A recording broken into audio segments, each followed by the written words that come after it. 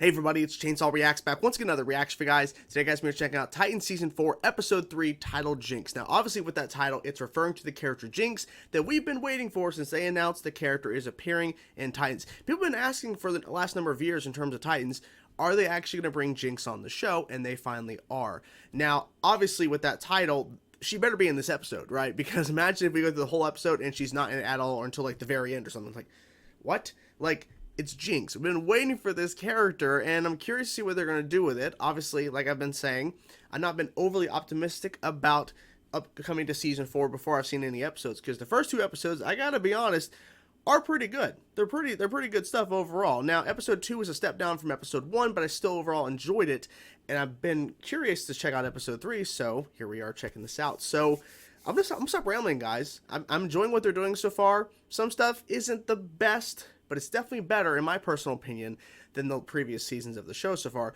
So hopefully they can maintain what they established in Season 1 and what they did mostly in Season 2. If they can maintain that level of pacing and storytelling and development of like certain storylines and all that kind of stuff, then I am going to say Titans is getting better. But it's got to maintain this. It's got to maintain it. It can't peter out towards the end. They have to keep the momentum up. So here we go, guys. Episode 3, Jinx. Let's go. Be okay. Yeah, white hair. Steady. Yeah. Rachel, are you okay? No. No.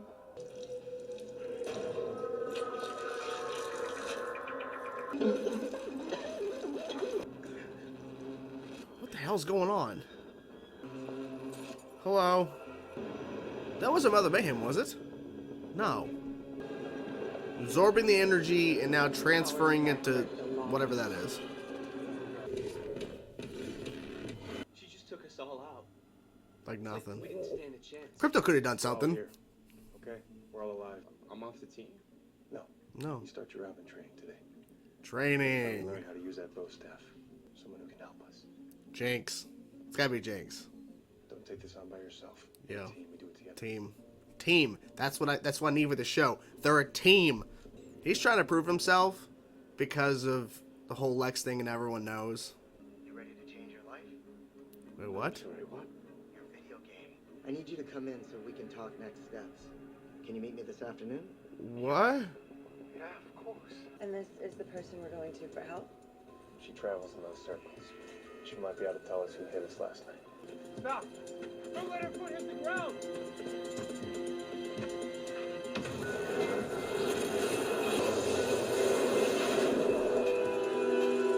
Is this what life is like for you? Without having people's troubles just like rushing through you every second of every day? She likes being without her powers. Why is that a terrible thing? The voices again. What's wrong? So she didn't go after him. She just kind of like, all right, I want to sit here and enjoy my pancakes. Her hair reminds me of Sabrina. You know, I didn't Sabrina mean to say Zelman. that. It was your responsibility. Simulation? Something. Whoa. At least he's using it. Supposed to fight back. Let him tire himself out. Your heart rate's 174. Ooh, 178. You're scared. Tim, relax. Ooh. Okay. Are they in the build? They're in the room. I bet they're already in the room waiting for her. I knew it. Oh, at least they were close by. Who invited you? Okay, I don't know whatever all this is, but we do need your help. Corey? Oh! Corey? But there's nothing I can do. It's not my spell. Is her heart beating? It's a spell? What Okay. is a spell? Did you just say That's a dark crazy love? spell, yeah. I did. And that heart was stolen from her. There's a hefty reward. I hate magic. Poor Coriander, that sucks. What are you doing here? Oh, yeah, because it's a fake phone call. You said you reconsidered, so... Yeah. What is this? Well, you didn't make the call, but... Twisted sales tactic? No, on the phone. Sorry. It's just... Oh, shit. Oh, can't see that. Sorry. I hate eye stuff. Oh, that's terrible. Hate eye stuff. He didn't do it, though. Whoa. What? What? Look. How about now? Whoa. We do this together. Together. It's crazy how the color changed when they held hands like that, so. Too deliberate. Yeah. The word occult means hidden.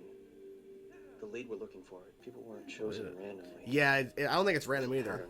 We just need to find it. We both knew the deal. Gotham was just business. And a little fun on the side. You played. Fun. You gave me no choice. Yeah, well, if you trusted me instead of burning me to Constantine. You blew my chance to get Two-Face. Whoa. You came out on top. That's all that mattered to you.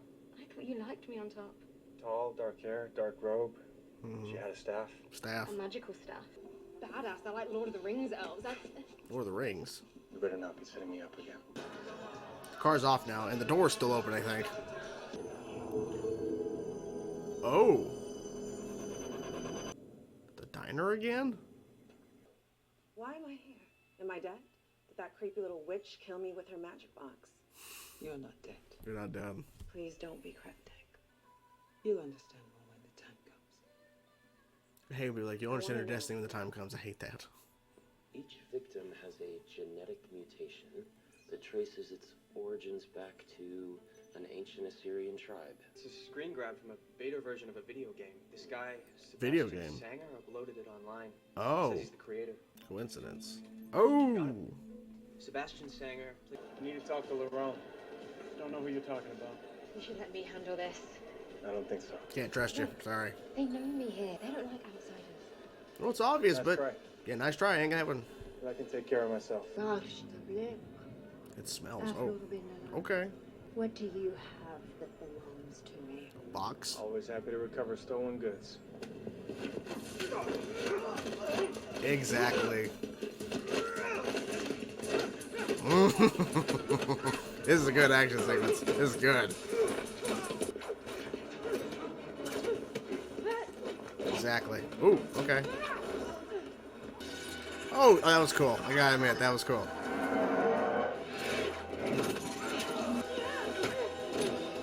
Dude. You can undo the spell yourself, can't you? You only took me here as a distraction to get to whatever's in that box. You have a death mark. A death? Ooh. You have a death mark? As much as you hate me, you wouldn't get anyone else killed unless your life was on the line. We have a deal? That's simple. Yet, wanted to go all the way over somewhere else. If you try something like that again, She didn't do it, I though. will fuck you up. Okay. The cops arrived almost as the murder was happening. It's like they knew. It's a setup. Who are you? Well, if I told you. Are you my lawyer? No. I know about your game. All the years you spent working on it. All your dedication and passion. You are going to change the world. Not the way you think, though. Just saying. And I'm here to help you do it. I can make all this go away. You don't want to know how, though. Sure. Will you let me? Metrion.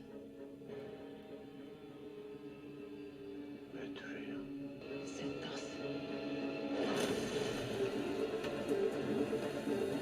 Oh, shit. It was... Man, that's crazy. Maybe she wanted that to happen or something. I don't know. When the blood moon is full, the world will fall to evil. Mm-hmm. Yep.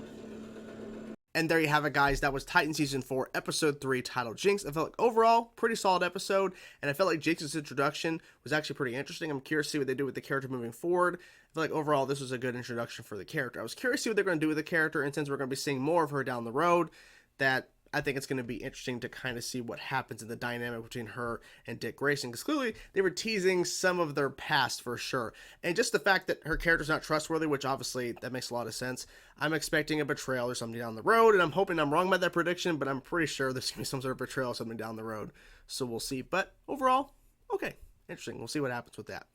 So overall, I feel like the episode, like I was saying, it was solid. I felt like this episode was a mix of just furthering certain plot lines, which is fine, and really giving a lot more focus to Beast Boy, who we've been seeing little bits and pieces of him having this vision. We saw the tree in the first episode, this tree with these bones, and then in the second episode he's hearing voices, and now this time with Rachel Raven feeling different, obviously with her hair. She said blonde, but it's white. Her hair is like white now.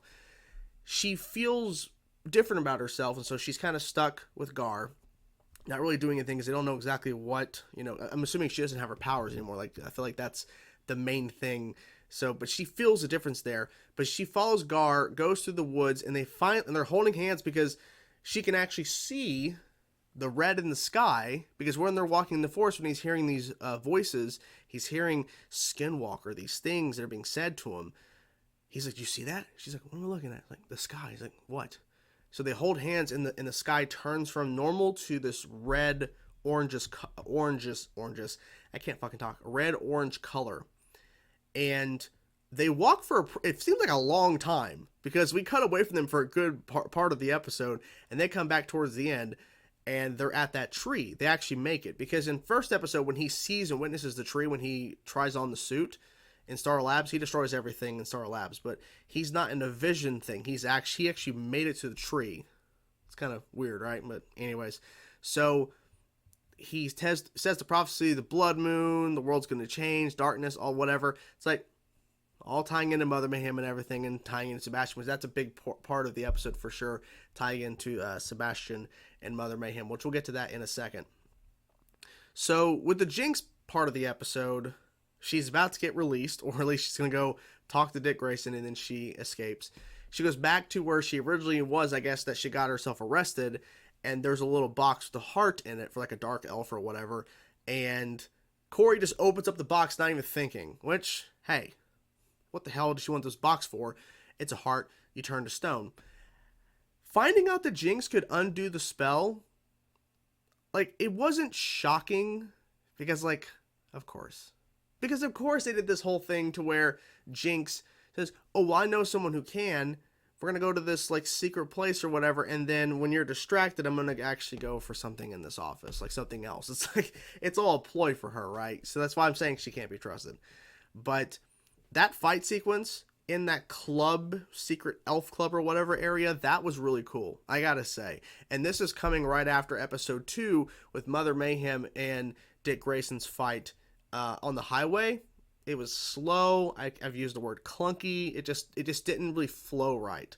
This action scene was quick, fast, and it was good. Even the fight with the actual whatever dark elf, whatever, when she got up and was like spreading the knives out or whatever, like using the one and then splitting it out or whatever, that was kind of cool. But the whole action sequence with a bunch of those guys, that was really good. That was actually pretty good.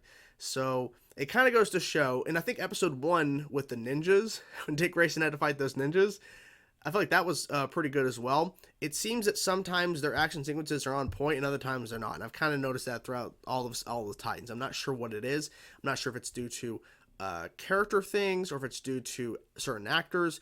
Maybe the actor who plays Mother Mayhem couldn't really move as fast, maybe in the costume or whatever. But it seems that I think his name is Brendan, who plays Nightwing, and his stunt double clearly can move pretty quick in the Nightwing suit. Obviously with this fight here, he was just regular clothes, but still, it was good. It was really good. So there's that.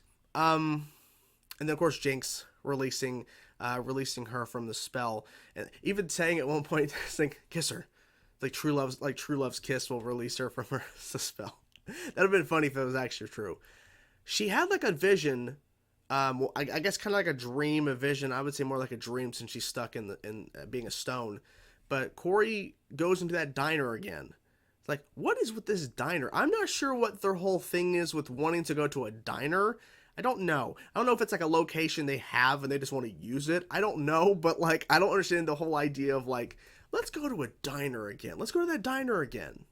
No idea. I don't know what the purpose of the diner is. Unless we find out the secret to the universe is at that diner. I don't know why we're going to this diner. But then she sees someone. I don't remember what she said. It's someone like she knows who this woman was.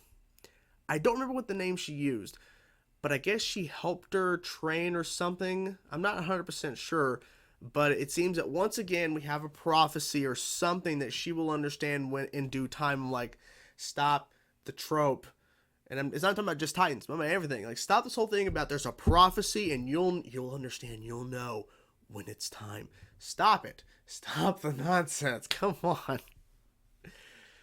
Is she going to sacrifice herself at the end of the show? Is that what's going to happen? Is Corey going to die at the end of the season? I don't know what they're doing, but why is there always a prophecy? I don't know. Don't know. Also, that thing too, when she helps the Jinx, she looks at Jinx and says, "You do something like that again, I'm gonna fuck you up."